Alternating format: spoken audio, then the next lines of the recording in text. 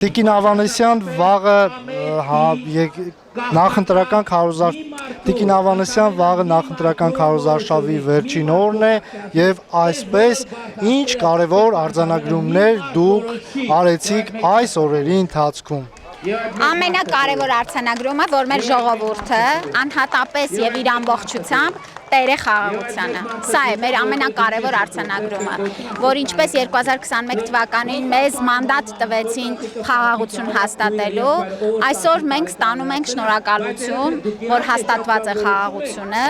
եւ տերեն խաղաղությունը, որպեսզի շարունակվի Հայաստանի ծաղկումը։ Եվ այս պատկերն էլ լավագույնս արտահայտում է խաղաղության պայմաններում սեփական երկիրը կառուցելու պատկերը։ Տիկին Ավանեսյան, վստահ եմ կամ եթե ժամանակն էլ չի հերիք է որպեսի դուք տեսնեք նախորդին Սամվել Կարապետյանի ուժեղ Հայաստան կուսակցության կարծեմ եզրափակիչ հանրահավաքներ, որտեղ նրա աջակիցները լկտիաբար, ես որպես Հայաստանի Հանրապետության քաղաքացի այդպես եմ կարծում, լկտիաբար պատրեցին Հայաստանի Հանրապետության քարտեզը։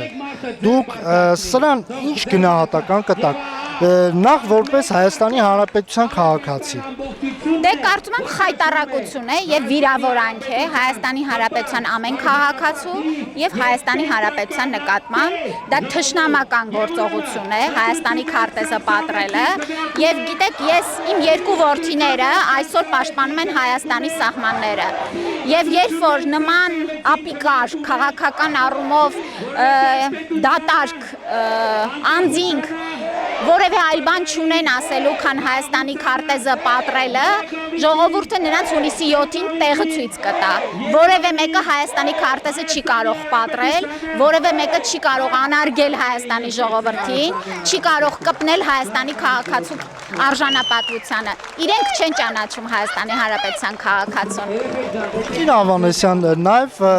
նախորդին համացանցում բազմաթիվ տեսանյութեր տարածվեցին, տեղեկություններ, թե ինչպես են Ռուսաստանից բազմաթիվ մարդիկ ժամանում Հայաստան ու ըստ երևույթին նրանց մեջ էլ շատերը կային, որ այսպես նաև պարտադրողաբար եկել էին Սամվել Կարապետյանի ուժեղ Հայաստան կուսակցությանը ընտրելու։ Դուք սրա մասին ինչ կասեք ու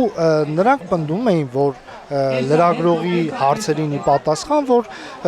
իրենց համար մեկ է, թե այստեղ ընտրելուց հետո իրենք գնալու են, թե ինչ կկատարվի։ Դե ցավալի է, բայց այդպես է, փաստ է, իհարկե մեկ է իրանց համար Հայաստանում ինչ կկատարվի, որտեվ իրենք Հայաստանում չեն ապրում, Հայաստանը իրենց ապագան ու ներկան չի, իրենց երեխաների անվտանգությունը չի։ Գիտեք, սա շատ խղճուկ տեսարան է, երբ որ քաղաքական ուժը չկարողացավ խոսել Հայաստանի քաղաքացու հետ, որևէ ասելիք չկարողացավ հասցնել Հայաստանի քաղաքացուն եւ հույսը դրել է այլ երկրում ապրող, իրենց աշխատող բարեկամ անձանց վրա եւ պարտադրանքով, ընտրակաշառքով փորձում են բերել Հայաստան, բայց 3 բան պիտի ասեմ։ Նախ ովքեր որ ընտրակաշառքով գալու են, բռնվելու են եւ պատիժ են կրելու, երկրորդը գալուց պետք է գնան տղամարդիկ, ովքեր որ եկել են Հայաստան, պիտի նախ գնան զորահավաքների եւ ես ուրախ եմ, որ մեր պատկան մարմինները նրանց այդ ծանոթությունները փոխանցում են, որովհետեւ մեծ խոսելուց առաջ թող Հայաստանում ապրեն, Հայաստանի քաղաքացու կյանքով ապրեն եւ իրենց հարկերով ու իրենց ֆիզիկական ներկայությամբ Հայաստանը պաշտպանեն։ Եվ երրորդը ես պետք է ասեմ, որ շատերը նրանցից գալու են եւ մեզ են ընտրելու, մեծամասնությունը։ Գիտեք ինչի, որովհետեւ նախ գալու են ու զարմանան, թե Հայաստանը ինչ երկիր է, տեսնելու են Հայաստանի զարգացումը, այն ազատությունը, որ մենք վայելում ենք ի տարբերություն իրենց,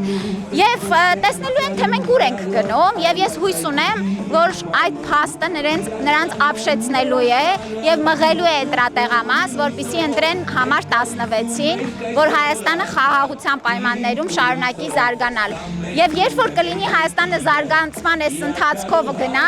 վստահ եղեք նրանցից շատերը երազելու են գան Հայաստան, մենք ամեն օր հանդիպում ենք նման մարդկանց։ 3 Սևանում Գավառում, գիտեք քանի հոգի մոտեցավ եւ ասեց վերադարձել եմ Ռուսաստանից, որ անպայման գամ ձեզ ընտրեմ, վերադարձել եմ Ֆրանսիայից եւ այլ տարբեր քաղաքներ են ասում, որ եկել են իրենց պարտքը կատարելու, որ Հայաստանը այս ընթացքը շարունակվի։ Խոսեցինք զարգացումից, երեկ եւ այսօր մարզահամերգային համալիրում ցուցադրվելու են հայաստանյան արտադրության շատ կարևոր զինատեսակներ։ Սրա մասին ինչ կասեք։ Դուք հասցրել եք տեսնել, թե դեռ նոր պետք է գնաք։ Չեմ հասցրել տեսնել, որովհետև քարոզարշավի եմ եղել։ Իհարկե զորահանդեսի որոշ փոքր քանակ մենք ականատես եղանք եւ հուզմունք ապրեցինք, որ մեր երկիրը, երբ որ մենք ասում ենք հայը ունի ինժեներական միտք, մենք տեսնում ենք դրա ապացույցը։ Եվ մենք պետք է խաղաղություն կառուցենք, իհարկե նաեւ ուժեղ բանակով, պետք է մեր տնտեսության մեջ նման արտադրանքները լինեն եկամուտ բերող, որը փաստ է արդեն, եւ նպաստեն գիտատեխնիկական զարգացմանը Հայաստանի։ Սա երջանկություն է, որ Հայաստանը նման տեմպերով